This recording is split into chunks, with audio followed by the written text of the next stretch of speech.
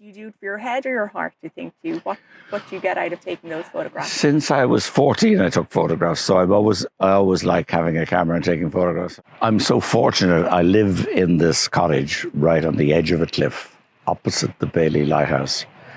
And when I look out my window, I can see what the light is doing. I can see a sunrise or a sunset or a moonlight. And it takes me, with my iPhone, 5 seconds to get out here. No setting up, no tripods, no lenses, just the iPhone. I never thought of having an exhibition. It's a great privilege. And you stand here, you can hear the sound of the ocean in the background. You see the Bailey, you don't hear traffic, you don't hear anything. And the light changes almost by the hour every day, by the season.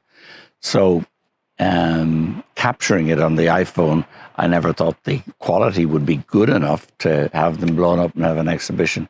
But my dear friend Peter Gordon says their quality is fine. So we're having the exhibition opening on the 14th of October for the RNLI.